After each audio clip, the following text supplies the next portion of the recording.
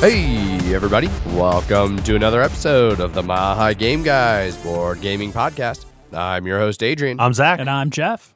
And we're here with another Wednesday episode of the Mile High Game Guys, sponsored by Gray Fox Games, our sponsors.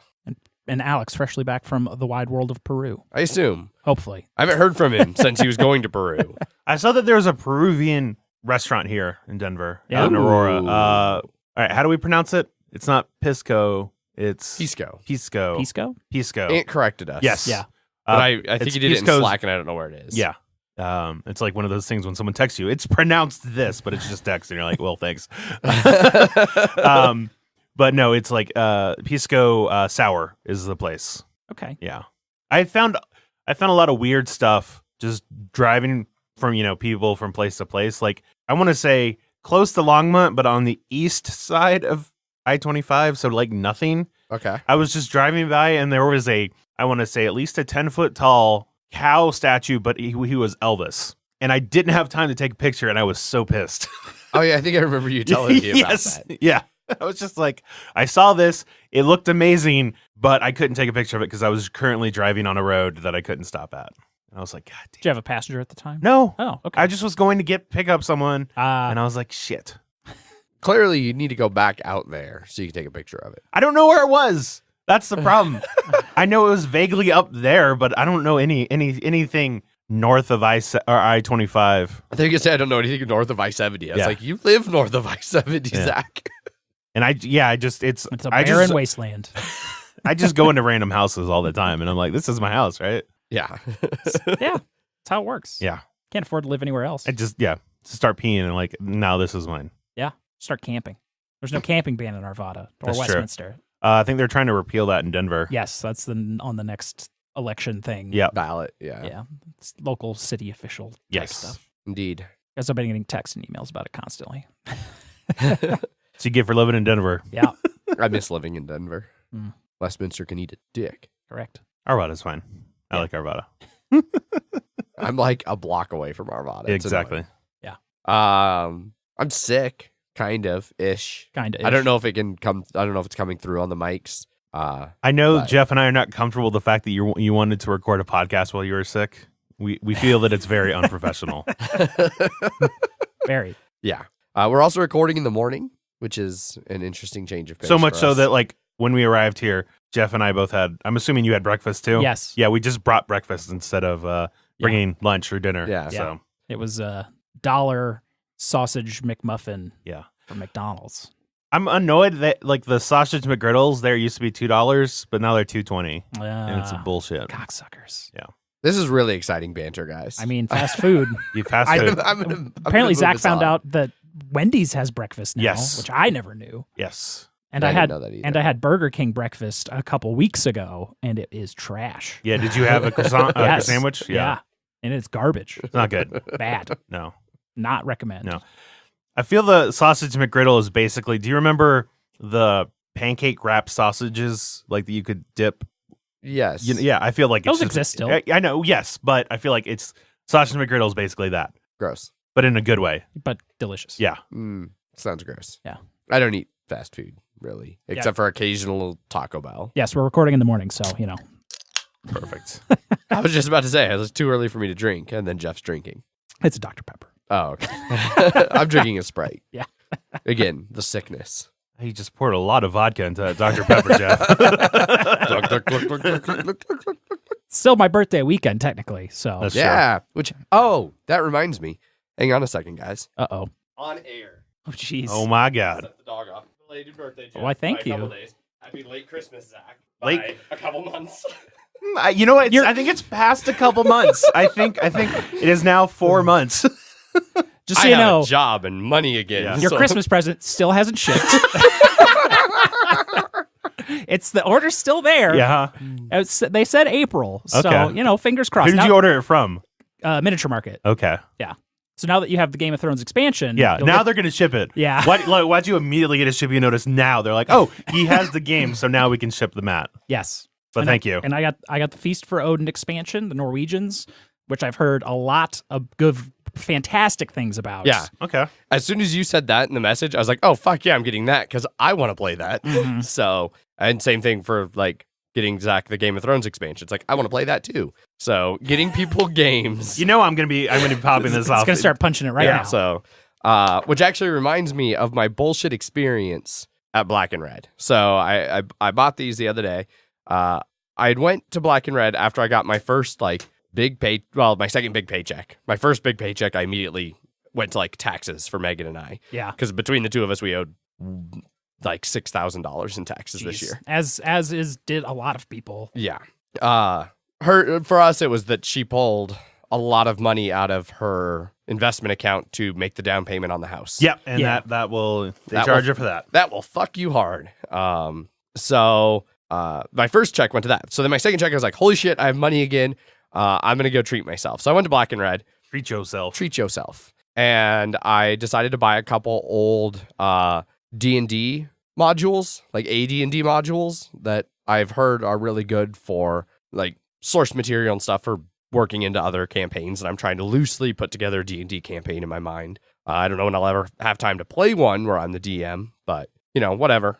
I'll work on it for forever. And I accidentally wasn't paying attention and I bought 2 of the same module. It was after work. I was tired. What edition were these modules? AD&D.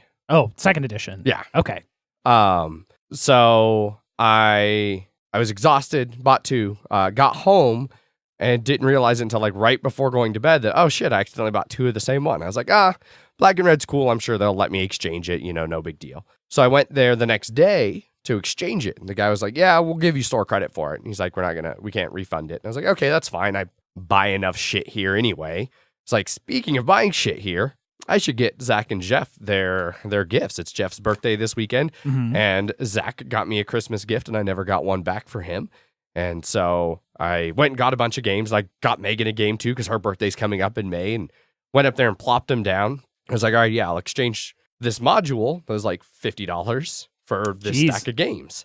And the guy was like, okay, sure, we can do that. He's like, so I'll take $45 off of this game, and then we'll add all these up, and you'll get your 20% discount on all these. And I was like, wait, shouldn't you add all these up and give me the 20% discount and then take $45 off of it? He's like, no, you don't get the discount on store credit. Which Like- sounds bullshit. What? Yeah. What? Why? He's like, because then it's like double dipping. You didn't get a discount on this, so you don't get a discount on it when you return it. And I was like, what? I don't think you're saying what you're saying, sir.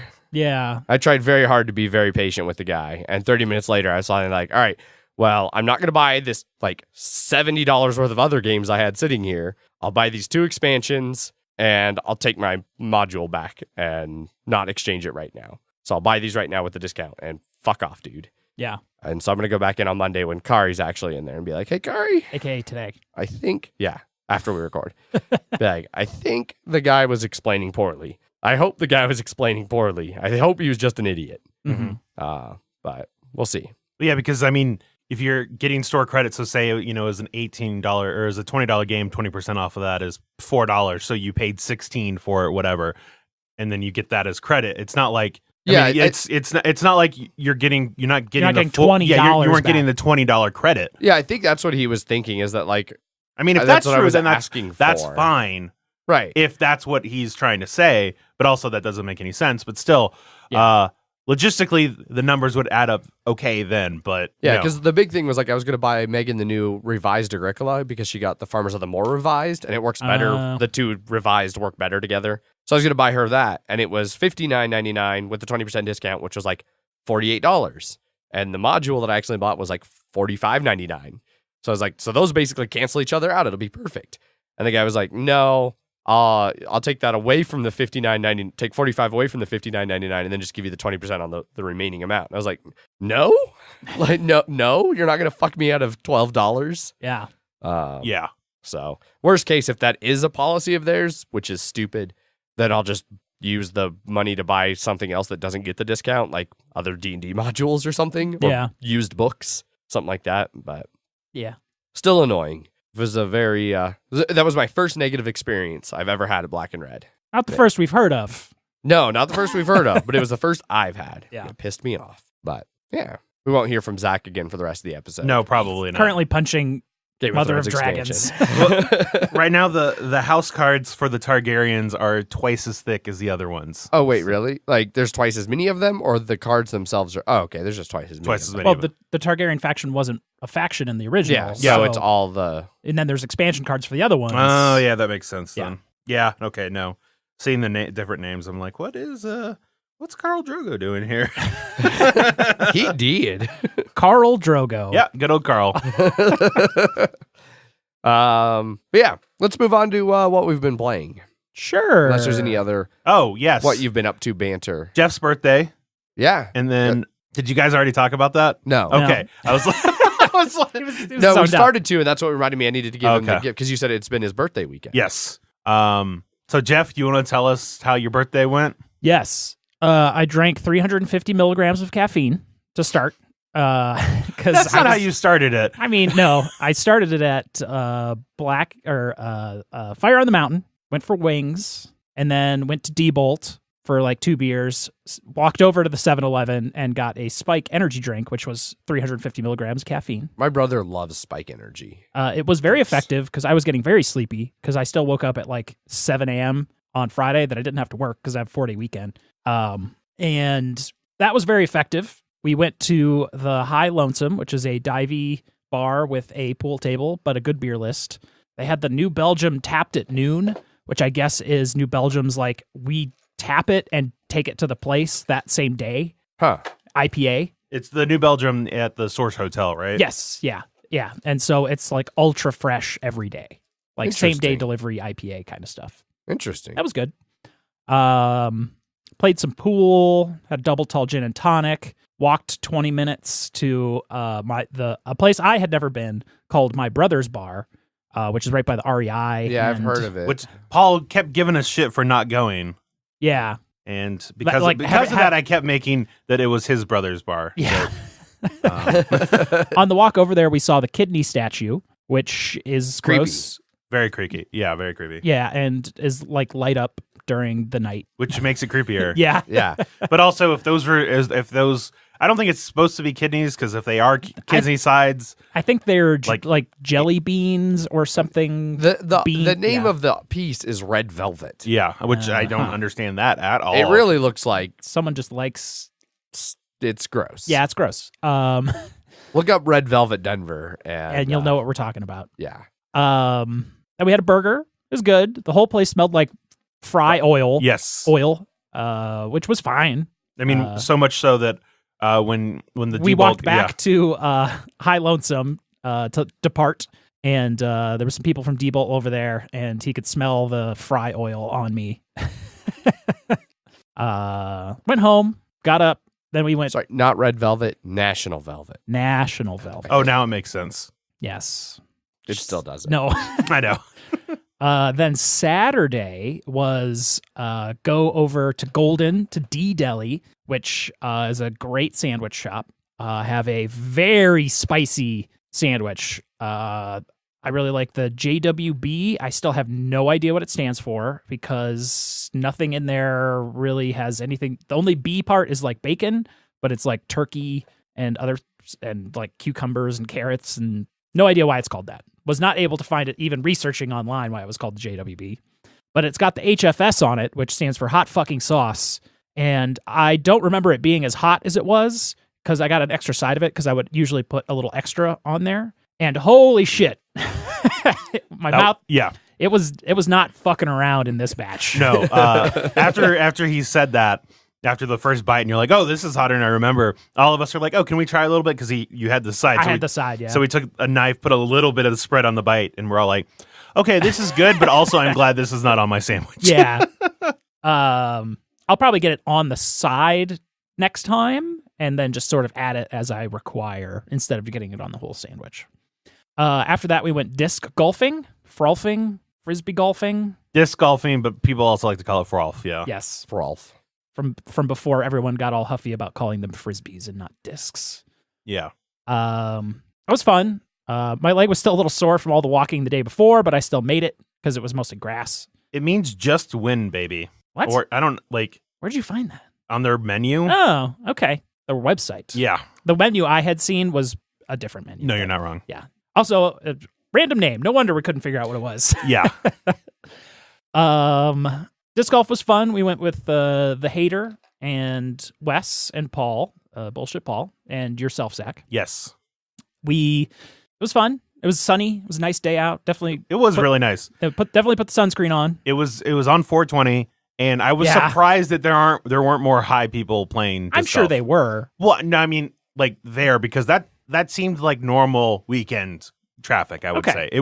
I would have figured that on the 420 I guess they were doing more official 420 things. I'm glad I didn't see any official 420 thing. Oh, no, I did. We'll get to that in a second. Did pretty well. It was the only third time I'd ever disc golfed before. Paul and I pretty much stayed right next to each other the whole time, except I had a broken leg and wasn't able to throw very well. So I should have called handicap at the beginning. Yeah. But I didn't. So we tied at the end. But I almost beat him. Did you use your mulligan? I did. Did he use his mulligan? Did. Who used it first? I don't remember. Okay. He did. Or you did. He did. I think he did. So then in case you were the winner in that way. Gotcha. Because that's how second tiebreaker for me and Andrew as well, because we both ended up at par. Okay. And I used mine first technically, so we're like, I mean, really at that point I think it was just a tie, but yeah. Anyways, so I did pretty well. My arm's pretty sore today because I couldn't really do the normal run up throw thing. I just had to stand there and sort of throw as hard as I could. Right. So I never got much distance. Not that I did ever before, anyways. But I was stayed up there. After that, we went to Old Town Arvada, got some ice cream, and then went our separate ways with Paul just dreaming of eating the rest of his D-Deli sandwich the whole day. They're really good, but he really loves D-Deli sandwiches. Yeah. And then on my way home, I discovered as I was turning onto Colorado, which Carl's Jr. had the CBD oil sandwich, burger. Yeah. And it was the one on Colorado, and traffic was an absolute nightmare. It was 3 lanes wide of people trying to get into the left turn lane to turn into this little fast food area over there. Carl's Jr. is terrible fast food. It's really bad. It's not that good, yeah. It is the most disappointing of foods. And I feel a hamburger stand was more disappointing. Hamburger stand? Hamburger stand is terrible. I've never had that. Fuck them. But then I went home, and then that's basically all I did until now, because spent all day Sunday just being sore and playing Forager on the PC. I've been playing more Risk of Rain, which went well, and I only really want to talk about it for one thing. I found an item that's called a meteorite, which just sends meteors everywhere onto the board that can hurt you and enemies. So you're dodging. Yeah, and it basically just fucks over any engineers because they have all their turrets built up, and then the meteors just come and destroy everything. It's hilarious. Sounds like a fun item. Yeah. So yeah, it was my birthday affairs. Everyone got sick or had other events pop up on Friday, so they couldn't come. Yeah, I unfortunately had to work at 6 a.m. on Saturday. Yes, you had to. And I've been feeling sick since like Thursday. Yeah. Yeah. Mike Jones got sick. We were originally going to do karaoke, but he got sick, and then V just couldn't make it. Yeah.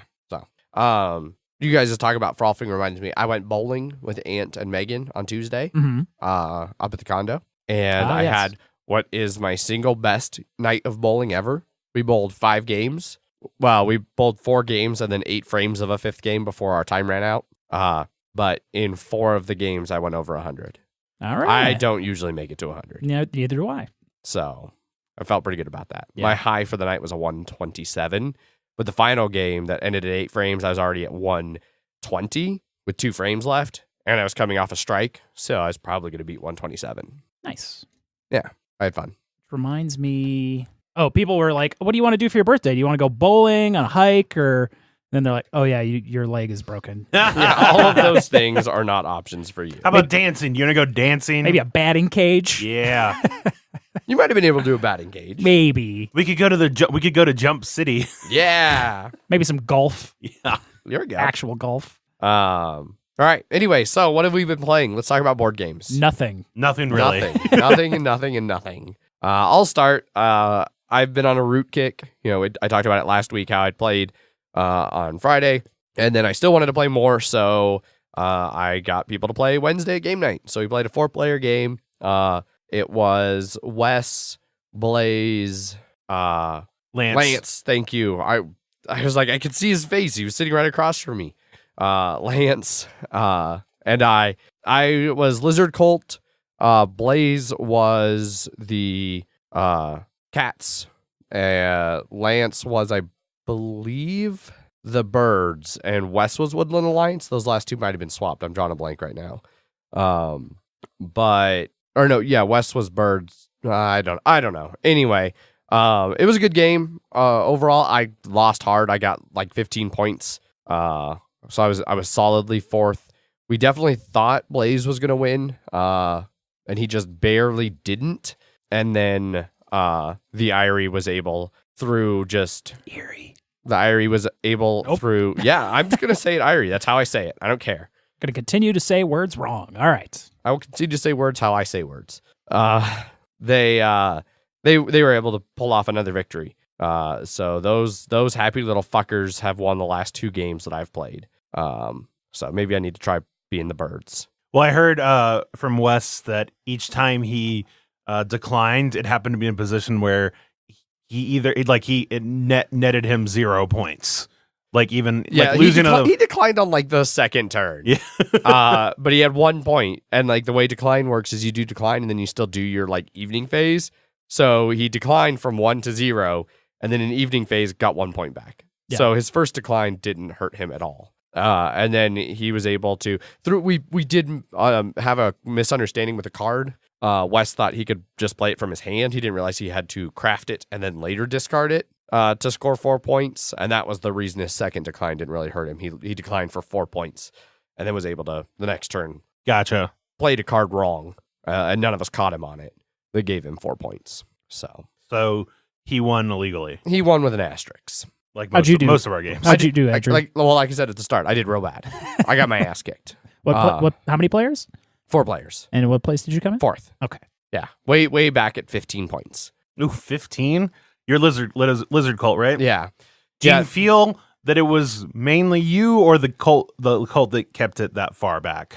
It was a combination of things. One, Zach's strategy of playing games with me where you keep him down early and often played out in this one. I got a little bit of an early grasp and they went, oh shit, we can't let him do that. And then they spent the rest of the time destroying my gardens. So I could never really get a good foothold. And then I was getting super fucked on card draws. I drew 2 wild cards the entire game. Whereas like on multiple hands, Wes and Blaze were just showing me that they draw like 3 or 4. Oh, wow. And like that's important because Lizard Cult can't use wild cards as wild cards, but they use them to move people from the map into their acolyte or their martyrs or whatever section of their board that you then use to power their main abilities. And so nobody was fighting my people, and I couldn't get people into that box, so I just could never really do my main abilities. Gotcha. So it was rough. Real rough. But I like Lizard Cult in theory. I think they are a little bit heavily card dependent, which is unfortunate. Have you looked into their the changes they made? Not yet. Expansion yet? Okay. I'm going to, though. I'm going to be printing off the better bots because I want to play more. I heard that was good.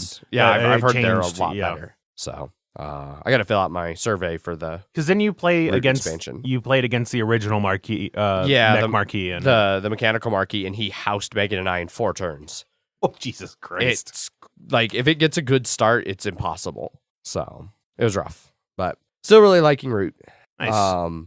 Otherwise, besides that, I played a little bit of the Mind on Wednesday at game night with you, Zach. So. Did you play with me? Yeah, we played at first when we first got there because you gave me a ride. Oh, and we started off playing the Mind for a little bit, and then I bailed so that some new people could play. Because Julie had super cold hands the first game. Yes, she really did. Yeah, frosty hands. and we had 2 rounds back to back where I played the 66 and somebody else had the 65 in their hand, and it was always just like, God damn it. Yeah, like I'd start to move, and then they'd pull back, and then I'd play the 66. They'd be like, ah, and it was the 65.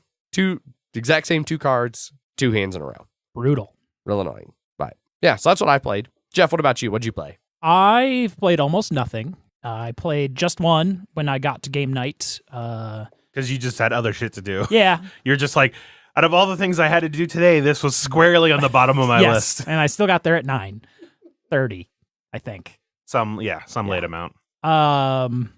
Played just one, still fun, and learned. Was that the game that I put UPS? And I was like, yeah, just one acronym, right? That's, I think. Oh, and then I taught, I think it's Sean, and I think the other guy was Jason. I don't know.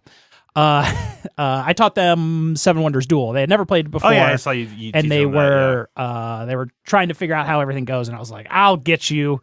There's 3 actions in this game, and it's really easy. I don't remember the final score, but it was close. I just sort of hung around and watched them play Seven Wonders Duel because I like Seven Wonders Duel. And I had played that copy of Seven Wonders Duel in the past couple weeks, and I knew it was missing one of the purple cards. So I was like, we're only going to discard 2 of this one and not 3.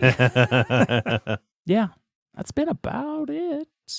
I was cleaning my room the other day and found one of that Statue of Liberty promo that I got at Gen Con. And I was like, I should put this in the box. And so I did. Yeah. Do you still have that insert that's outdated? Yes. In there? Okay. Yep. Sure do. I just haul around the expansion box. No, of course. Yep. Yeah. That is about it. Yeah. Okay. What about you, Zach? Pretty much not much as well. I played just one with a bunch of new people, and then with a group of people who all had played. And I feel like we actually did slightly worse with that than with the new people. But, with people that had played before? Yeah. I feel like people who have played before start to get a little bit too much into the like avoiding tier 1 clues. Yeah. And you really need some tier 1 clues. Yes. For a lot of things. Yeah. I remember one of the ones we had, and it was, the clue was stew, and everybody, like 3 people wrote boiling, and so all of their clues, and so our clues were slow, beef, and vegetable.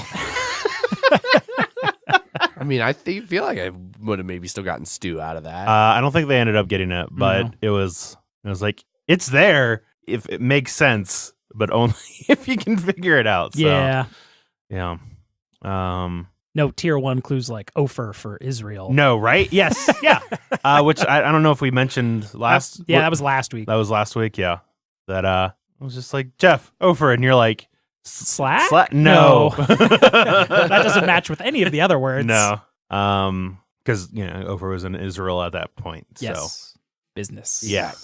Yes. Then we played the mines, played For Sale, did very badly in that. But still had fun. That's a great game to introduce to new people, and then they're always like, that was a lot of fun. And I'm like, yeah, it's good. Like that and No Thanks are great intro games, and I wish I knew what happened with my copy of No Thanks, so I'll probably have to just buy another one. It's hard to find right now.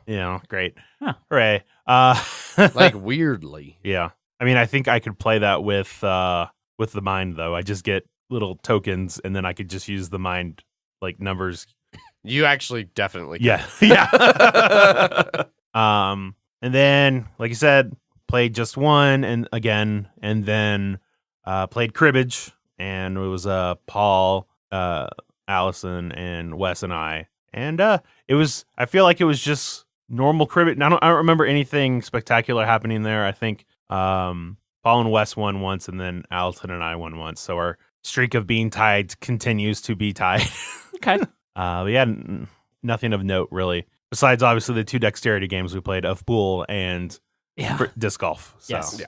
Which only one disc went into the water that time. Mine. Yours. Yeah. 100% yours. But yeah, that was about the maximum distance I could get. I guess I could have thrown it really short.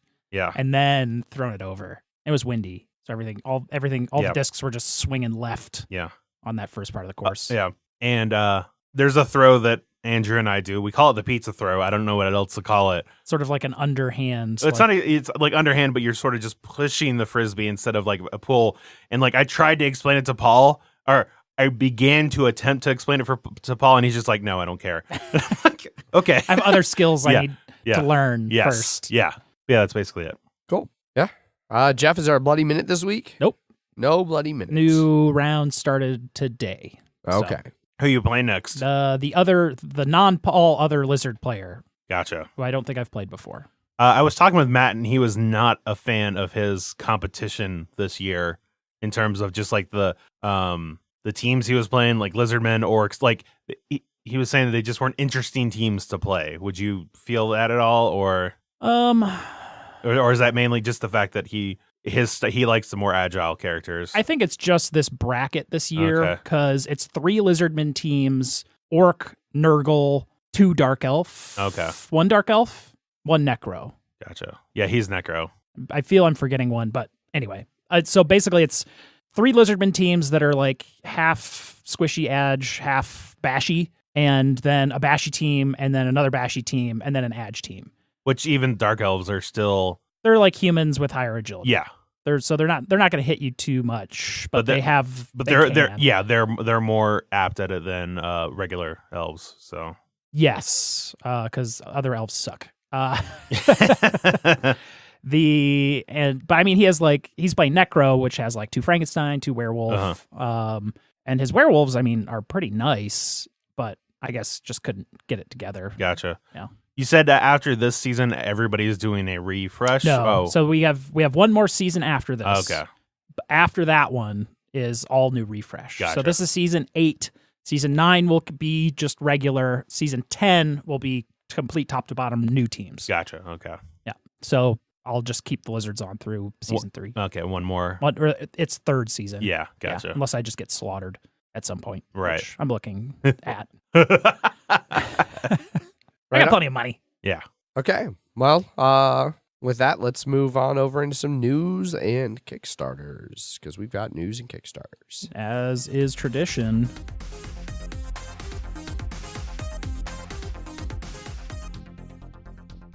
First up in news is if you thought Netrunner was dead, you're wrong, because a lot of people spent a lot of money on that game and they're not letting it go.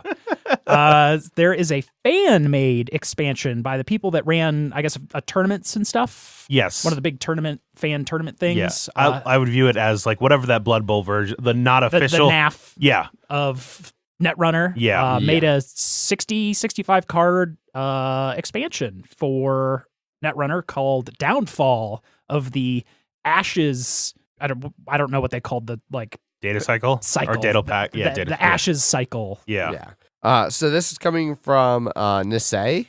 Project Nisei is the name of the fan group, and their website. Like they've got a board and everything, and our NISEI. In case you, I assume it's a reference in the game. And also an acronym for Netrunner International Support and Expansion Initiative.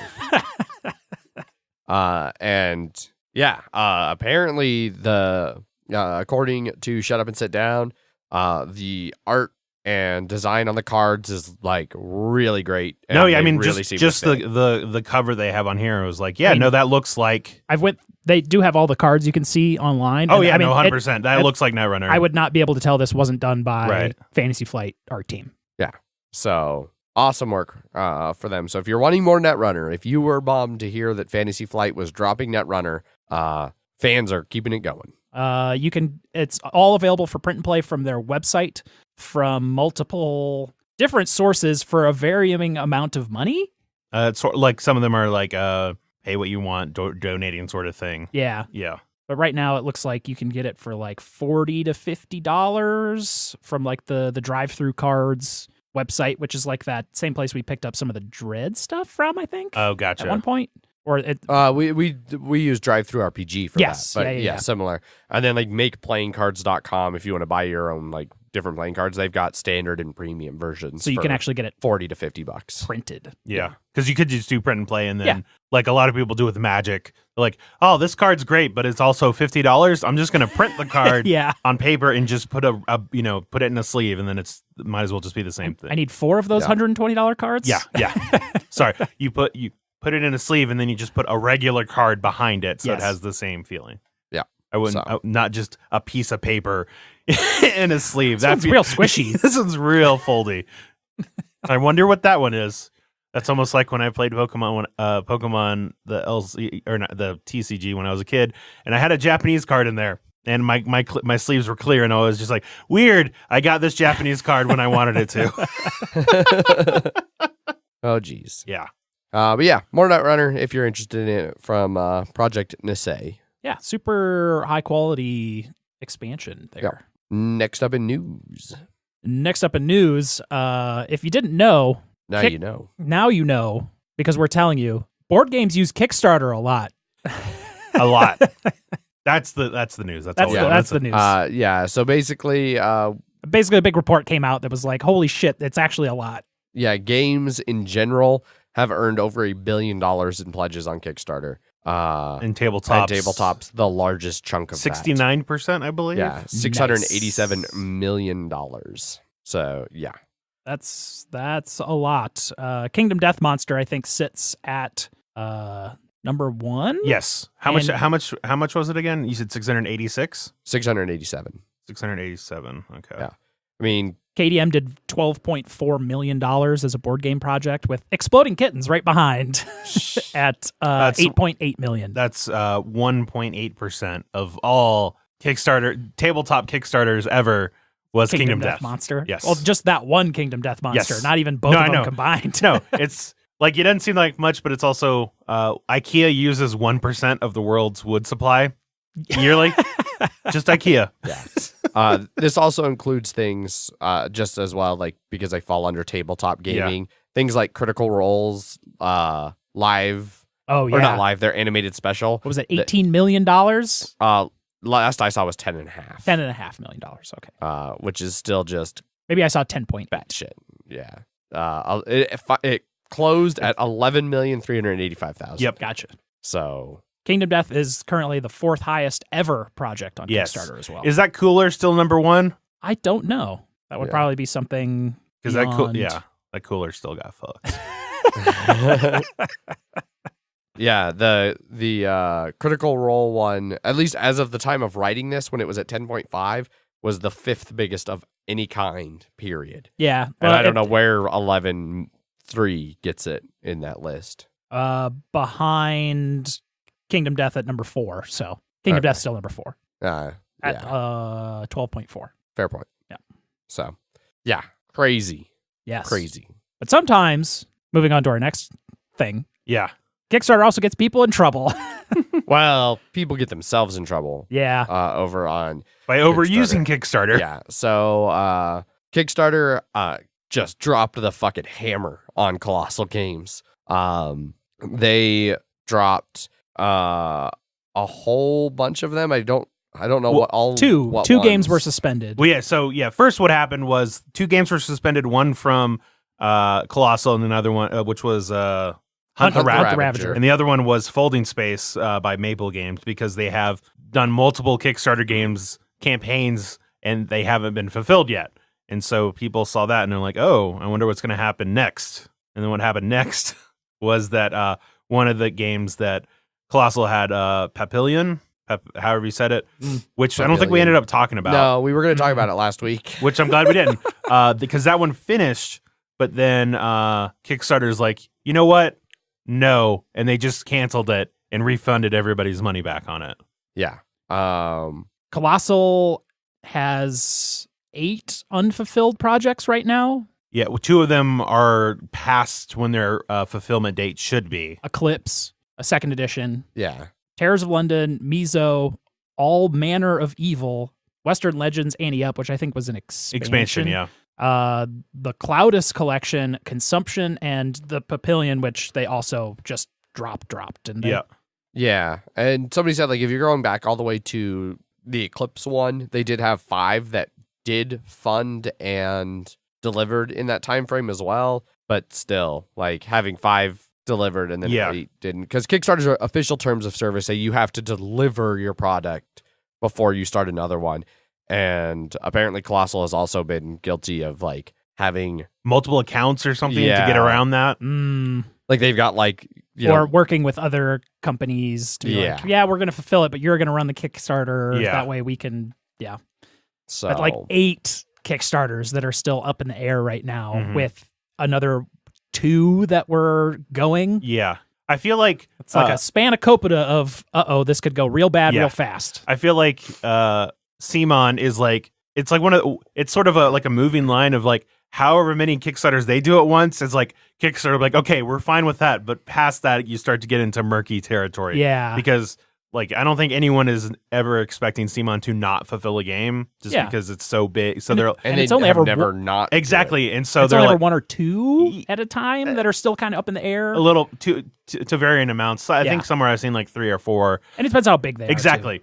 But I think having 8 or 9 that are not, you're like that is. And of those that I listed off, I hadn't heard of most of them, all but 2, or I hadn't heard of any but 2. Right. So yeah, it doesn't seem like they're in trouble financially, but I mean, you could see that with this going on. That although with Papillion, if they were counting on using some of that money, they were shell gaming their money around. Yeah, we don't know how much of a Ponzi scheme it is right now, just in the sense of getting this to pay for previous things because they kept getting so many infusions of money. But there's no sign of that. That's true from them yet. Yeah.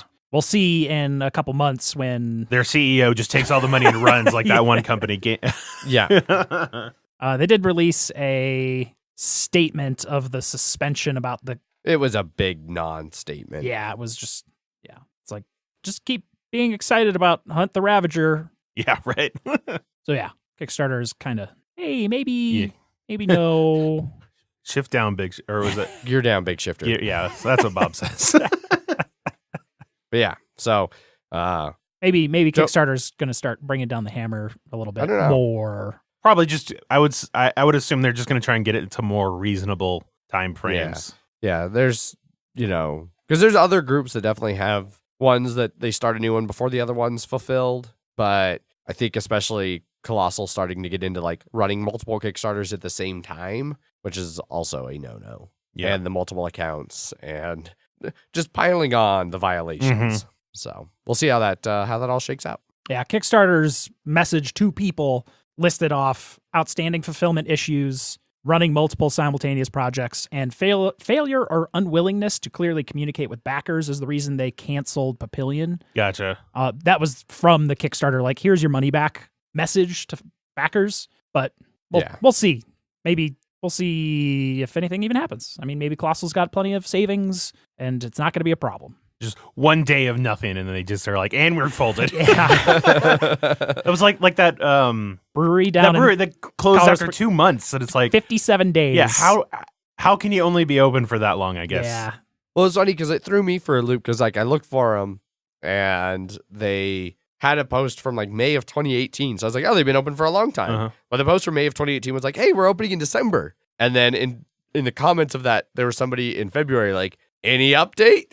And then apparently they're like, yeah, we're opening in a few weeks and then closing in a couple months. Yeah, that's crazy. So yeah, who knows? There was some other brewery that was out there looking for investments, but apparently they had just taken on like a $14 million loan or something. Or 1.4 million. I don't know. That's a lot They took on millions of dollars in money / debt. Uh-huh. And then we're looking for like investors, but like community crowdfunding for their investors, which doesn't look great. No. Because they can't get big investors, I guess. Yeah. It's like, hey, do you want to help us with a bunch of debt? You can't start a brewery for 1.4 million. It had been going. It was a brewery that had been open for a while. They just it was on the infusion of money. Yeah. Okay. So let's move on to Kickstarters, I suppose. Yeah. Let's move on to those things that we were just being like, uh-oh. Well, none of these are from the same creator. Right. I did not do my research. Maybe these guys are all having multiple runs running at the same time. We might be promoting the. I mean, there are 2 games about Mars, so I feel like you're right. On to Kickstarters. First up is something definitely not on Mars, unless that's where your campaign takes place. But it's Animal Adventures, Tales of Cats and Catacombs, extremely well funded. For $251,000 of its $26,000 goal, over 7,000 backers, with a week left to go, with the whole one pledge level of $35. So are these done by the same people that did like the Dogs and Dungeons? I'm pretty sure, okay. Yeah. Dungeons and Doggies, and then this is Cats and Catacombs, and it's part of a planned series, so there will be more other ridiculously adorable animal ones. What is it after Cats and Dogs? I don't know. Lore and lizards. I'm just throwing out. I got nothing. I don't know. You just gave him another idea. There you go. That one's for free. The next one's going to cost you. But yeah, so we'd covered the Dungeons and Doggies before that were like different dog type Species. adventurers. And so they got cats in Catacombs here. That's the similar thing, just with cats. So There's a cat with a knife in its mouth. Yeah. yeah. He's not fucking around.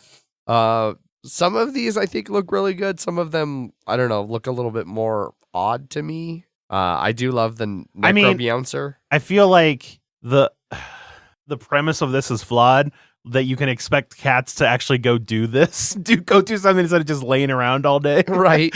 And the cooperation and pack tag. Like dogs work as a pack. They're friendly. Cats are all independent and shit. Like, no. Depends on the cat. House cats. Yeah. No. The cats should have all been villains. This should have been based around having a bunch of villains for your doggy I like to comedians. I do like the Persian warlock. Yeah. There was one I liked. The bobtail barbarian. Yeah. That one's, yeah. That's a street cat right there. Oh, yeah. He don't fuck around. And of course, the Scottish Fold is a cleric. But yeah, there's a whole bunch of different ones that they've got. Yeah, you got 12 different minis and the exclusive Necrobouncer mini. Yeah.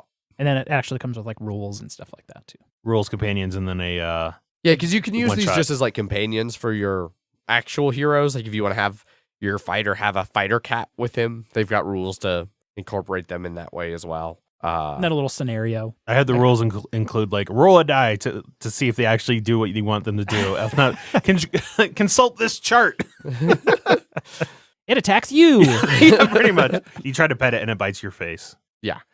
Yeah, it's cute art, cute little minis. You know, if you like little animal things for your D&D, another one for you to check out in the Animal Adventure series. Yeah. Cats and Catacombs. Yep. Cats and Catacombs. Next up on Kickstarter is Anachrony, Fractures in Time. It is very well funded, $518,000 of its $50,000 goal, 6,400 backers, and just under 2 weeks to pledge, which you can for the expansion for the most popular expansion pledge of $60. Yes, which is the Infinity Upgrade Pack. Yes. So this is mainly for the new expansion, Fractures of Time, which is an alternate storyline. Where like in base Anachrony, you were playing in this weird thing where you knew the end of the world was coming, and so you were trying to go back in time to make sure you had the resources to escape Earth. So in this one, secluded areas of Earth have survived after this cataclysm, and it's caused new like flora to spring up, and neutronium from the asteroid or whatever it was. To create all kinds of new resources and things. So the expansion mainly takes place in this Amathenia Valley, and includes these new workers, operators, who are specialized in flux technology, which allows you to still kind of you take advantage of temporal fractures and things. So it still has kind of a time travel mechanic. You're not just going to stop using time travel. Yeah. So yeah, flux doubles the efficiency of deployed exosuits, letting them be present in 2 places at once. So, yeah. So you can spend flux to move an already placed exosuit from one spot to another. Okay. So like you're doing both actions in one turn. All kinds of weird temporal stuff. It also includes a special super big box, the Infinity Box, which is Anachrony, and both expansions, as well as the exosuit upgrade pack for only $150, which It's a lot of stuff. So if you don't have Anachrony, this is also a good spot to just get all of everything. Anachrony. Yeah, surprisingly affordable too at $150 for all of that. So Oh, board games. right, it's $150 is affordable. Surprisingly affordable. No problem. I mean, I wouldn't have been surprised to see that at like $200 personally. Yeah, I can see that. But yeah, Here's more Anachrony if you want Anachrony. a whole bunch more. Or your chance to get onto it. Up next in Kickstarter is Plague Inc. Armageddon. Another well-funded one, $84,000 of its $18,000 goal, 1,700 backers, and just under 3 weeks to pledge, which you can for $25.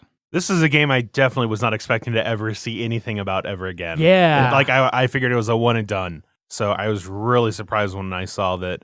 I'm pretty sure I saw that Ant backed this. Yes, he did. Yeah. I'm gonna let you guys talk about this one for a little bit because my voice is rapidly feeling super shot. So Okay. I'm not gonna go full Etna like Jeff did. The name keeps changing. That's It was part like of the Mar- appeal now. Maeve. Yeah, I don't. Mauve. Yeah. Did you ever play Plague Inc? Yeah, I played it with Ant and Julie. I think they're the only ones I know that has it. I have it too. Do you have it? Okay. Yeah, It was originally a Kickstarter, I believe so. Yeah. pretty sure. It's based off that app. Here's another expansion to it. An expansion. I think Yes. it came with a mini expansion in the original Kickstarter. I think that sounds about right. Yeah. But yeah. So there has a lot of political intrigue in this one, like deal with Brexit and deal with anti-vaxxers, Right. and how that can screw up. Because from what I remember in the base game, it was sort of like we were just sort of infecting it. I feel like the world didn't really fight Change back. stuff. Yeah, change stuff like it does in the app as much. Like, Yeah. and so it looks like they're introducing World that. events. Yes, which is good, I think. And then also Adding in new virus types. Yeah. The bioweapon, the fungus. well, new disease types, not virus types. That's true. Yes. It's like a pandemic. They're all just viruses. Yeah. So yeah, they're adding fungus, bioweapons, which that is interesting. The Armageddon ability lets it kill without worrying about the death dice. Oh, okay, great.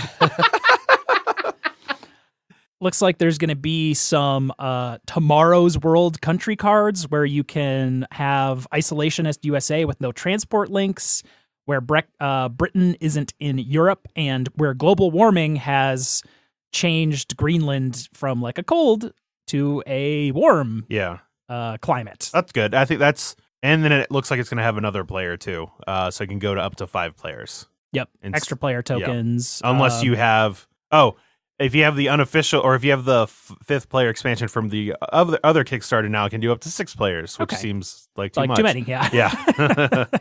Some new event cards. That was kind of where the various world things would come in. The new trait cards. It looks like there's just 4 like Tomorrow's World country cards in there right now. Right. But as things continue, I'm sure they will add more. Then there's like a deluxe version. That comes with a premium black and metallic gold box, a survivor kit, which just looks like a mask and gloves. Yes.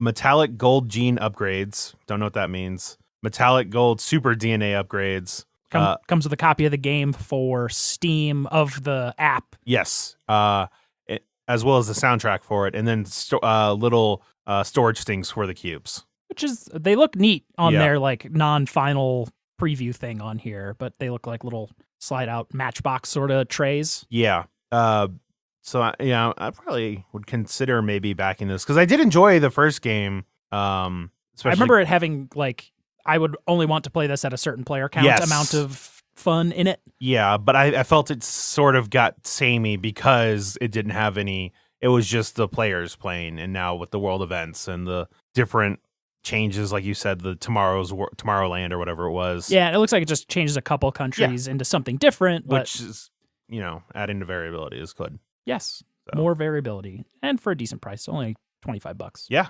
55 if you want all that fancy shit. Yes. I don't remember if there was a fancy shit version of the original. No, but even it was this, and then that's $60, and then damn, the newcomer pledge $55 for the game and the expansion. That's Yeah, actually pretty good. If you don't too. have a base game. Yeah, Yeah, I don't remember it being a very expensive game, which it's a pretty okay game for a board game based off an app. I think even on BGG, it's like in the top 800 or something like that. that sounds about right.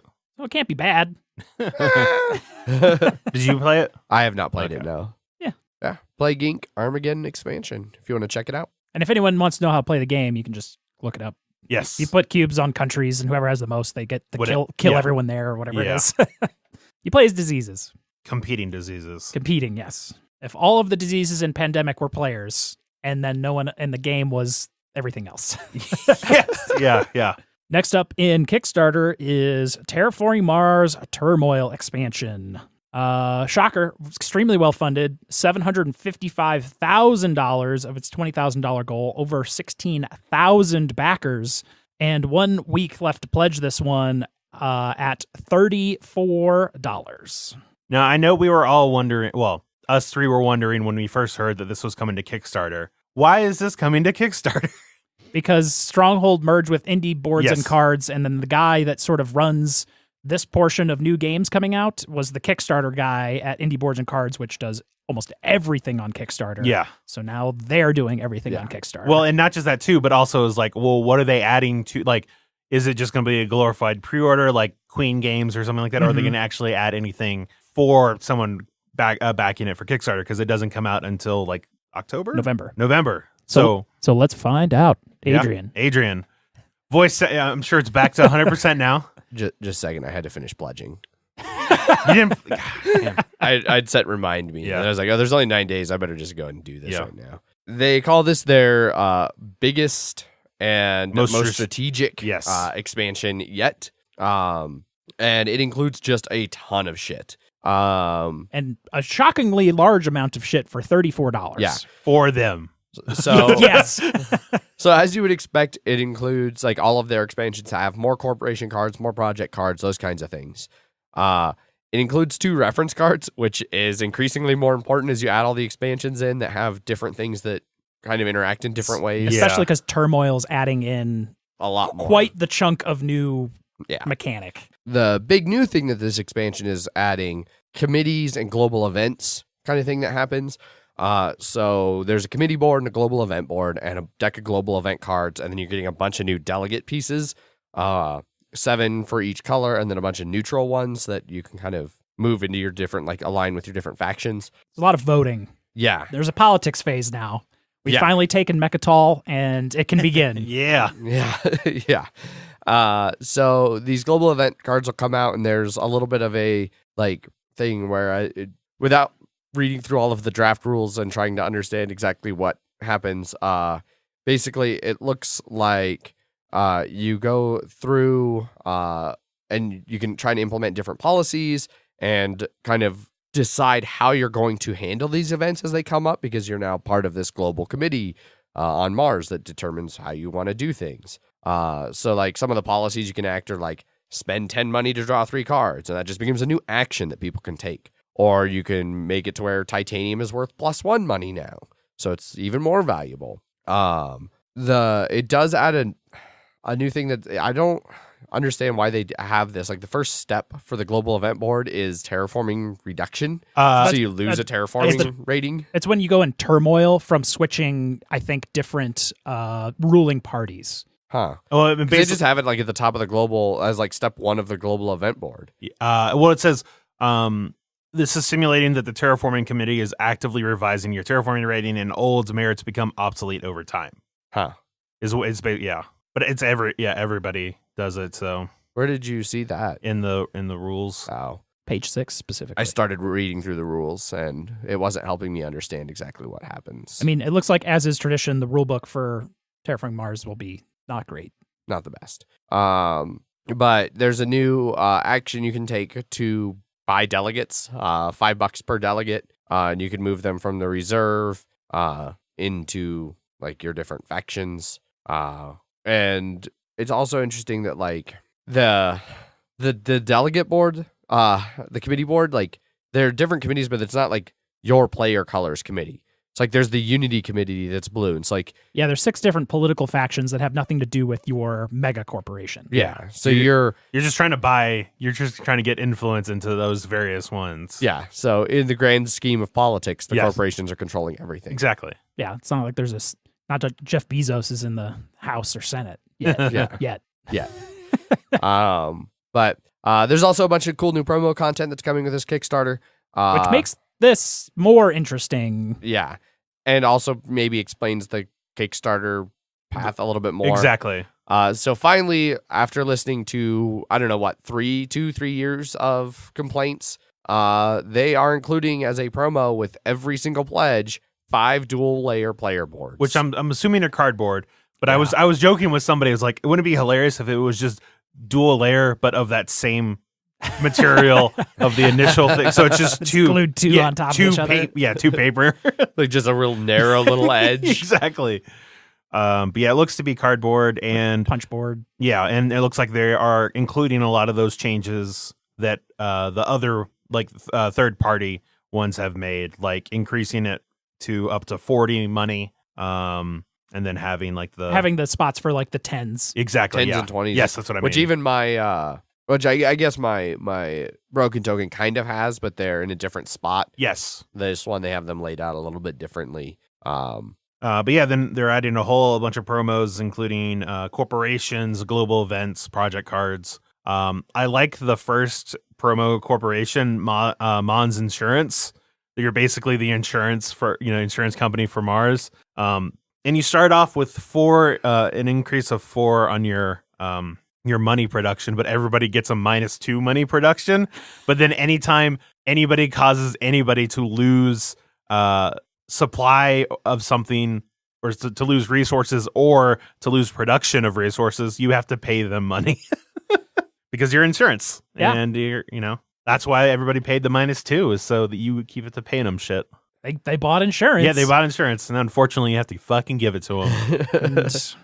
Is there a whole process where you can really try to deny the claim? Sorry, your perform an sabotage. investigation? I wish it'd be like you have to pay them 3 next turn. Just one generation. All right, you lost this. We're gonna give it to you in just a scant 25 years. Your sabotage was an act of God. Yeah, we can't cover that. Sure, we're the ones that did it, but is. But then, if you were playing this character, you would definitely, or this corporation, you would definitely have to think twice about using "fuck you" cards. Oh yeah, you're like, God damn it, I'm gonna have to pay the money. But then now, if Jeff is insurance, it's like, yeah, I get to fuck over Adrian and fuck over Jeff a bit. Yeah. So yeah, basically the big thing is that global terraforming committee board with some fancy political rules and delegates and such. Do you feel like it's too much? It seems like it's going to be too much, but we'll see. Imagine playing with Venus and the colonies and with this. Yeah. Well, I already felt like the last time I played with everything except Venus, I felt like it was getting to be a bit much. Yeah. I'm still backing this. Like I said at the start of this, I was backing this when we pulled it up. For $34, I mean, it's worth backing it for the promos and the promos and the player boards. Yeah. Especially if you don't have the player boards. I have the game trays ones, but I would probably actually just use these over those at this point.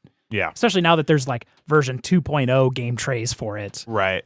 The worst thing for me is I'm not entirely sure how I will ever be able to fit this expansion into my broken token insert. Nope. No. It's already, my insert barely, I've been able to make everything else fit so far. I don't see how I'm going to get this one to fit. Speaking of fitting everything, there is actually a pretty decent pledge level to get all of Terraforming Mars. $139, and you get literally everything. That's actually a good deal. Take that, Anachrony, with your $150 of bullshit. Well, especially considering how much more you get of Terraforming Mars. Yeah. Holy shit. That's 5 expansions. Still seems well under MSRP for it, because I think MSRP for Terraforming Mars for a long time was like $70. Yeah. So half of this pledge level is just the base game, and then the all 5 expansions. Yeah. Shipping and taxes not included. No. So nothing is. Never is. Sometimes. I know. But right now it's only like $5 shipping for just the expansion by itself. Yeah. It's $20 shipping for the $139 Turmoil level. So not terrible. No, not the worst, but it's a good chance to get into. Yeah. And then I did find it funny though that they didn't include one that was everything except the base game for people like Andrew, who's just like, I have everything. I don't have anything except the base game. Can't I just get all the expansions except it? Yeah. That's a little unfortunate. You're going to have to do your own footwork on that one. Yeah. Get the $139 pledge and then donate the base game to the raffle next January. But yeah, that's Terraforming Mars Turmoil. Last up on Kickstarter, we're not going very far, to On Mars from Eagle Griffin Games. Another well-funded one, $605,000 of its $100,000 goal, 6,400 backers in just over a week to pledge your $89 for this game. Yep. So this is the latest from Vital Lacerda in the Eagle Griffin Big Box series. A game about companies terraforming Mars. Yep. Or colonizing Mars. Yes. I don't think you terraform as much on this one. Yeah. So you are all... Because Terraforming Mars takes place in like the 2400s. This takes place in 2037. Yeah. Yeah. So early exploration. Yeah. So these people are there. So some people are like, oh, do you do terraforming Mars and then you play on Mars because now you're on Mars? No, it's the other way around. Yes. You do on Mars to set up the colonization effort to then begin terraforming. In 400 years. In 400 years. So same thing, you do start as different private exploration companies working together to build the big base camp on Mars.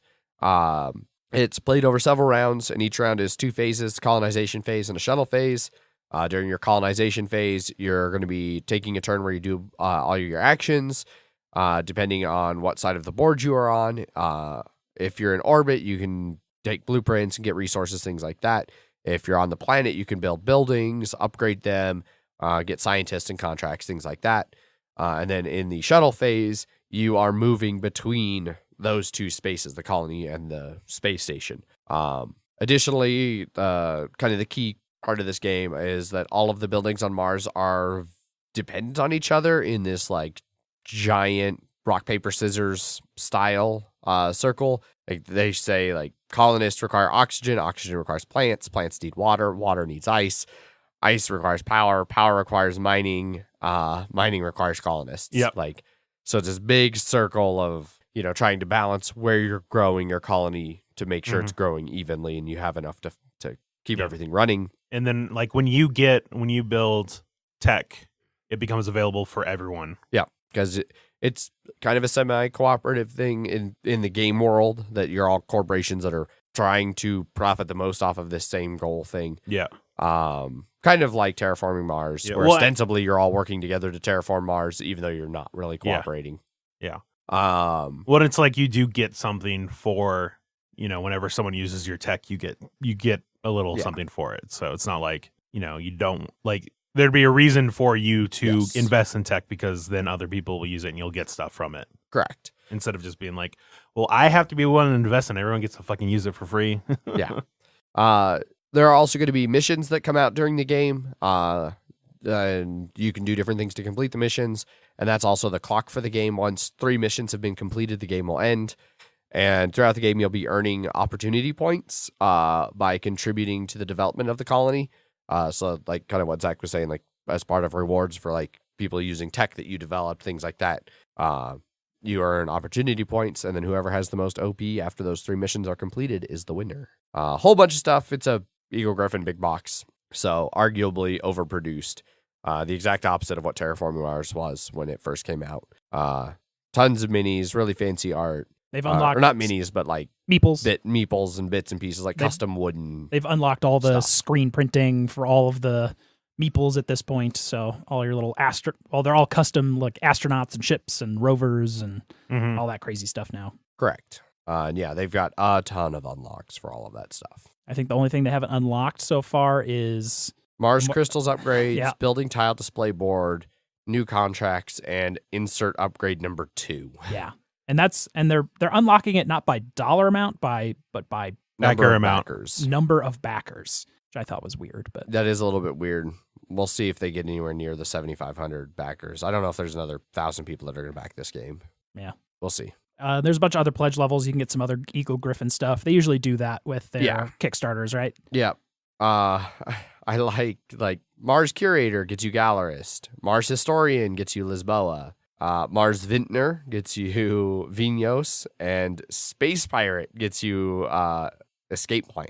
Well, then also Mars Mogul to get everything. Yeah. $571. I forgot. We had mentioned this, I think, on Slack, but there was a nearly $200 pledge level where you could get this by September. Yeah. You could get an early copy of this. But it immediately went out. There was 25 people are getting it ultra early because I think pledge fulfilling, it's October, so it's really only like a month early, right? Yeah. I'm surprised it's only October. That's fast. Yeah. It's not like March 2020 or something. Has Eagle Griffin usually been that pretty turnaround, Kickstarter to fulfillment? I think so, yeah. They're usually under a year. I know this game's I think for a lot of them, they're like, all right, pretty much just waiting on production to be like, all right, now we have the money, let's get to it. Yeah. And I've seen this game floating around out there getting prototype plays for quite a while now, too. Yep. They also like for the Gallerist pledge. It says includes new Gallerist scoring expansion. What's a Gallerist scoring expansion? Well, you got contacts. Just text them. I need to. I mean, or just spend $200 just to find and get out. another copy of the Gallerist. Yeah, you could give it to Jeff. We could As Jeff's favorite VTOL game. Yeah. No, I think I'm good. But yeah, that's it for Kickstarters. That's it for Kickstarters. On Mars by Eagle Griffin. Yep. If you want to check out that last one. Now this part where the rest of us get to talk for a while. Yes, please. Listener feedback. Beginning with emails at milehighgameguys.com. This first one comes from Luke. Hot Hands. Hot Hands Luke. Titled, The Time You Didn't Save My Life Because I Didn't Need Saving, But If It Did Need Saving, You Might Have. Hey there, 1.6 kilometer vertical extent pastime chaps. I don't get the pastime part of it, but game? game. Just game pastimes. Games or pastimes. Okay. Hot Hands here, wishing you well from Merry England. I didn't know he was in England. Did not know that either. Now he's British. I could have used that. Yeah. But he's still got the hot hands. I'm writing this on my phone. My preferred method of typing is the swipe method, as my sweaty fingers provide superb lubricant for fast electronic communication. Just be careful of the cracked screens. You might get some real bad glass slivers. I'm sure he just has a newer phone that, like the Paul's Galaxy S10 is IP68 for like waterproof, shit like that. So whatever. Yeah. I saw that and I'm like, I understand that those numbers mean something and I recognize what those numbers mean, but I don't know. I couldn't tell you off the top of my head. Hopefully he's got a real nice waterproof. Yeah. All I know is that this iPhone is IP67. Okay. So one less of one of the numbers. No idea what mine is. Probably far less. Yeah. -2. Yeah. It just absorbs water out of the yeah, I just throw. It's like it makes the rice drier. Yeah, exactly. Anyway, recently I had some routine surgery on my knee. Like any good 18th century Englishman, when I'm not playing board games, I like to sail a tiny little boat. And late last year, in a particularly flamboyant maneuver, I managed to damage my knee cartilage in the tiny boat. Must have been very flamboyant for the British. A week after the surgery, I experienced some chest pains. Aha! I exclaimed. This could be a pulmonary embolism, and I immediately went to the doctor to get checked out. I had not heard of a PE before Jeff's experience, and so I like to think that it's because of the MHGG that my life was not saved because it didn't need saving, but could have been saved if it had. Great. The signs of that are a extremely racing heart rate resting and shortness of breath. I learned those because I needed to know what would happen if it happened, and then it happened. So after a very intensive workout, if you lay down and you are short of breath and you have a very high heart rate, you obviously are having a pulmonary embolism. If you are at rest, yeah, and he's these things resting. happen. He's laying down. That's a rest. Yes. You immediately get into a bed and you're like, oh God, my heart's beating so fast. Embolism. You've just sprinted jogging into your bedroom. Yeah. I'm dying. Turns out I had just slept awkwardly because of the dressing on the injury. So good job for making him spend. Or no, he didn't. He's spend in any money. England. Yeah, he didn't spend any money. He didn't spend anything. Oh. yeah, if he was in America, he'd be like, I'm gonna I don't know if this is a pulmonary embolism or if I just slept awkwardly. I'm going to wait and see if it gets worse. Because it either gets better or I'll be dead, in which case I don't care anymore. And you won't have to spend any money. Yeah. Either way. Anyhow, should I ever find myself in your part of the world, I'll come mime shaking your hand because you don't really want to experience touching this clammy, loose mess of a handshake. Toddle Pip, HHL. Well, I'm curious. I'm curious if he ever comes to Denver or like meeting him in like in a desert where it's a very dry environment. How much the clammy hands would still be clammy? Could be life saving. Yeah, exactly. I mean, if you're ever lost in the Arctic with him, or he'll die faster. Yeah. Next email comes from Craig, titled Sports. Hey guys, I heard you talking about Denver sports teams last week. I heard you mention hockey and baseball, but what the heck about basketball? You got the Nuggets, second in the Western Conference and one of the best teams in the league, and a fantastic playoff series with the Spurs. I know you're busy with Bloody Bull and 18XY. Bloody Bowel. Bloody Bowel. Yeah. Yes.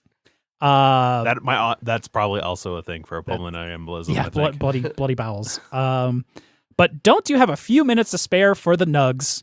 Cordially, your basketball booster in Buffalo, Craig. Pretty much any sports you're gonna get is from Adrian, and I don't like basketball. he doesn't care about basketball. I also don't care about I don't basketball. care about basketball. It might be my least favorite professional sport. That would be baseball. I would agree. Baseball's my least favorite. Ooh, baseball's close. It's a hot Baseball race to the bottom baseball, between baseball yeah. and basketball. Baseball's only saved by cheap roof duck tickets and just hanging out. You can also just hang out outside of the baseball stadium, like don't acknowledge it all, and then you can not have to worry about that. But you could hang out with friends that like baseball and do that for cheap. And then you got bad friends. And given the location of the baseball stadium and the basketball arena, the baseball one affects my life more because of bad traffic. Yes. I'm never anywhere near the Pepsi Stadium. Yeah.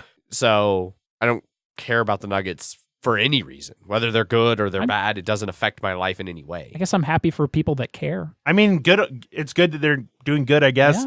Yeah. The only team I really want to do bad at is the Rockies because, like you said, the worse they do, the better parking is going to be. Yes, exactly. Because they affect the two worst streets, the Park and 20th, which are like two of the biggest roads into downtown, and that's really annoying. When I lived back in Sunnyside, I had to go in on Park to work. I had to get out on Park as well. Yeah. And it was a nightmare. Yeah. Sucks. But now I live where the 70 nightmare is, so it still also sucks. Yeah. Denver's just conspired to make you hate traffic. Oh, God. Speaking of the I don't avalanche, think though. I don't think I even talked about my car going into the shop. No. No. Speaking Whatever, I of the spent avalanche, more money. We can only deal with so much of your bad luck, Jeff. Come on. the avalanche won. Yes, in they did. their round. They beat the Flames. Yeah. I think Who there's only were apparently number one, I think. really high up there. almost all of the hockey brackets are done because the President's Cup winner got swept. Which has never happened before. Never happened before. Other number one teams got swept. Basically, everyone lost to all of their bottom seed opponents. Yeah. And there's one dude that has a bracket that can still work. And he was like, someone had posted that on Reddit, and then the guy saw it and was like, "That's me. I did it as a joke to piss off my friends." Because he was big into hockey, and he sort of knew that these were all nightmares. Yeah. And he was like, "Oh shit." The nightmare's coming true. Yeah. So there's only one bracket that could still be perfect. And I don't even know if that's still going on. Out of 39,000 brackets on ESPN or something. Right. Yeah. It's the darkest timeline. You know, unless you're a fan of all those bottom tier teams. Like the Avs. They did well. I know. That is it for emails. Was there any BGG stuff, Zach? We had one, I believe. This is from our discussion about cooperation. This is from Patrick. Co-ops are what I've always been looking for. Whether we win or lose, we all get to share the experience as a team. I really don't care about winning unless I can share that win with others. And it's always nice to comfort each other in defeat. Also, I enjoy learning the perspectives of the other people through their strategies and tactics. The first one I tried fell flat when I played Vanished Planet back in 2008. Pandemic didn't interest me that much by the sound of it, so I looked, but all I could really find were semi-co-ops. Battlestar Galactica or Shadows over Camelot, which really didn't interest me at all. I pretty much ignored the board gaming world for 10 years. We did enjoy playing Dominion with friends, so I have kept collecting it since then, though I haven't played it during that time. Come 2018, and I find 5-Minute Dungeon in Walmart, and the board gaming rabbit hole commenced. It led me back to BGG, where I was buying my Dominion promos, which led me back to Kickstarter, which I stopped looking at ever since the E20 debacle. What is that? I don't know. Jeff, to the Google. I've been playing catch-up ever since. What a best of times, worst of times time to get back into the hobby. So many games, but only so much time and money. I wish I had got my start back in 2015 at least, but oh well. I mean, you would still be spending a lot of money and not playing nearly as many games as you would want to. So I haven't even given myself time to actually play what I own. So many neat mechanics to check out.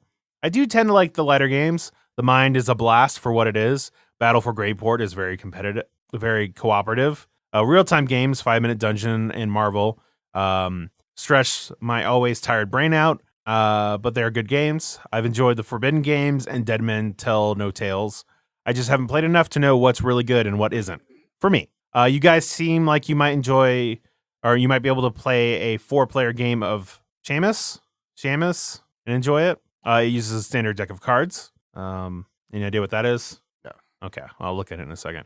I could also see you guys enjoying The Banishing and Total Recall. And for a bigger game, I'm recommending Champions of Hara for you.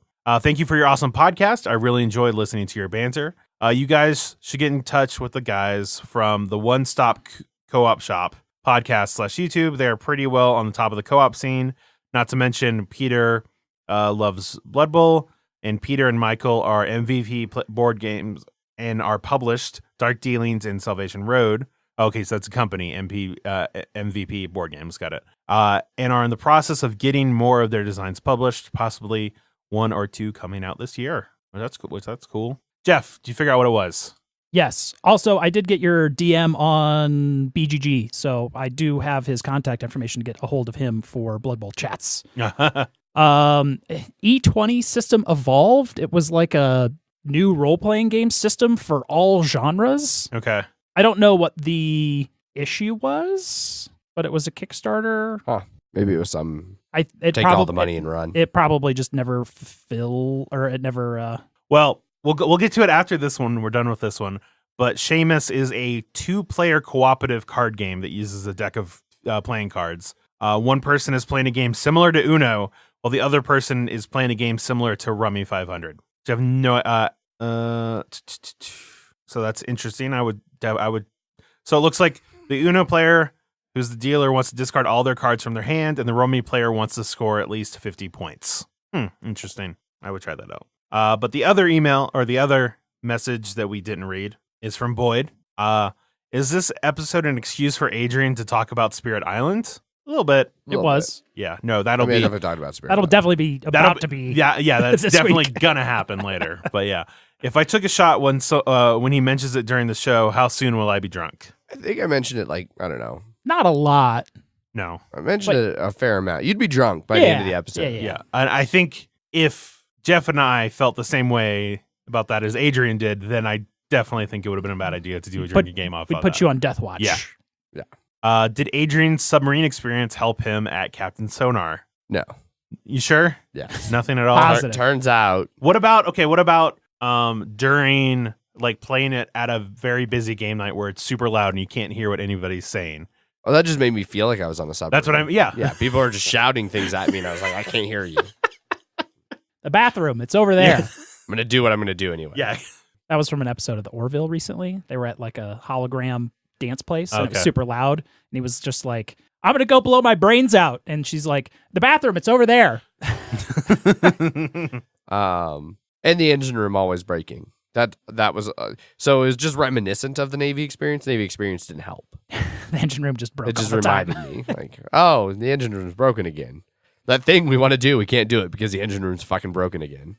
So yeah, it did kind of translate. Yeah. It prepared you for the mechanic Sure. of everything breaking all the Sure. time. Yeah.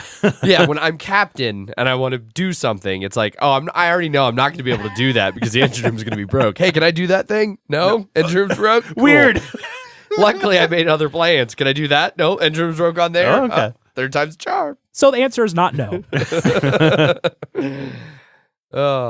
And lastly, for listener feedback over on YouTube in Paulo's Corner, Paulo comments on our Cooperation in Gaming episode from last week. Says, I'm usually not a fan of co-op games, but in the last few years, there's been some very good ones coming out that are slowly changing my mind. The biggest problem for me is that I'm an alpha gamer and I know it. I understand all the stigma associated with that. I try to fight it, but no one sees the side of the alpha gamer.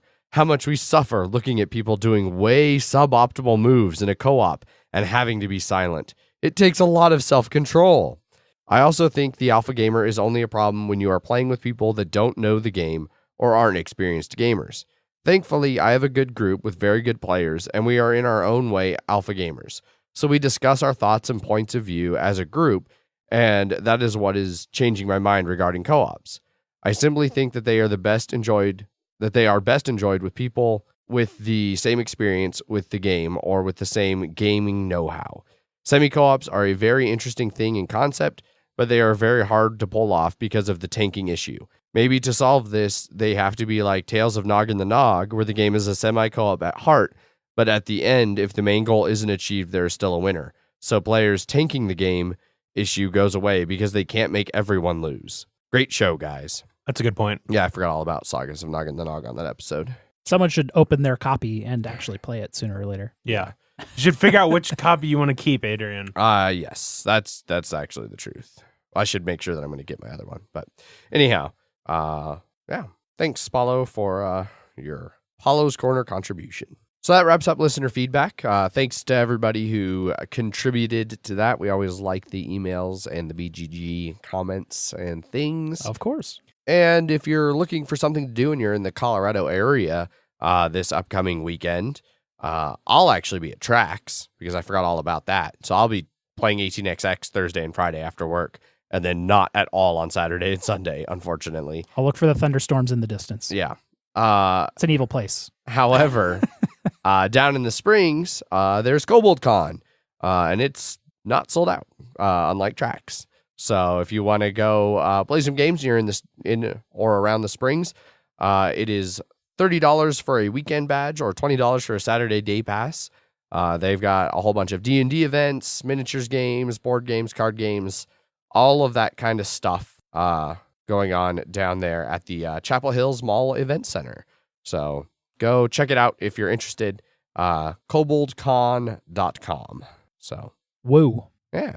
All more board game conventions. All locally. the local air quote conventions. Yeah. In Yes. the future, I might have to try to go to that as long as it doesn't continue to interfere with Trax. Yeah. Next year, I'm definitely taking Trax off. Mm. I just, unfortunately, hard to get PTO like less 3 than weeks 60 in- days yeah. into a new job. You're not so, wrong. Yep. Yeah. If you want to get a hold of us, you can do so by sending us an email. Emails at milehighgameguys.com. You can follow us over on Twitter, where I tweet under @MHGameGuys. I am Zach_MHGG. I'm Jeff_MHGG. We also have Facebook and Instagram /MileHighGameGuys on both of those. Our BGG guild number 2731, where Zach does the weekly episode posts. You can participate in before the episode records, and we'll include them on the episode, or you can leave comments after you listen to the episode to tell us how wrong you thought we were, and we'll mention those too. And be sure to jump over to our website, milehighgameguys.com, for episode posts with show notes, including links to our Slack channel, ever more active and popular. Although you might want to be aware of Game of Thrones and Endgame spoilers for the next slide. Hey, we have a spoiler app on there now, so we just be like, all right, here is episode 2 of Game of Thrones talk, and then just always reply in there. Might even be worth to throw up a temporary channel. For Game of Thrones. I almost thought about that. We should do that. All right. So yeah, jump over there, participate in Slack. Whole bunch of awesome folks chatting about board games, movies, nerd shit, random things, Everything. all kinds of stuff. It's great. Yeah, plenty of ways to get a hold of us if you would like to do so. Also, maybe go support our sponsors, Gray Fox Games, over at their website, grayfoxgames.com. They're about to have another game up on Kickstarter here pretty soon, After the Empire, a 1 to 4 player worker placement resource management game set in the Middle Ages, with actual good art, not Old art. not Kalis medieval worker placement art. Well, that's good. And I think they're adding variable player powers into it as well, which I think the other edition did not have. Okay. So very early stages of this game coming, but we'll have more information for you on that in the future. Yeah, coming to Kickstarter in May, supposedly. Yeah. So more information to be coming, I am certain. Jeff, do you have a prepared statement? Of course. Gray Fox Games, quality games cleverly crafted. Also, ask the father that you killed. I'll send you to hell to meet him. Dark.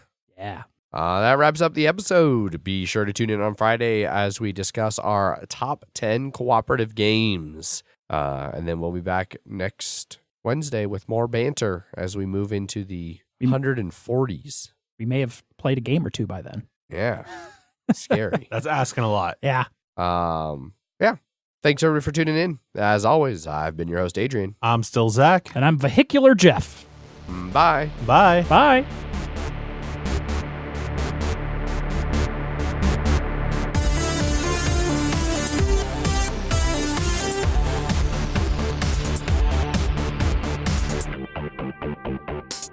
Work in the picture, but there's like something happens and then you can do different things with them. So you probably should start at the Terraforming Committee Board, because that's really where all of the global events sort of come out I see what you're saying. If I'd done this in a different order. Yes. I thought you said you read this beforehand. I was reading through On Mars. Damn it, Adrian. Punchboard Media, where we all bring something to the table. Pull up a chair at punchboardmedia.com.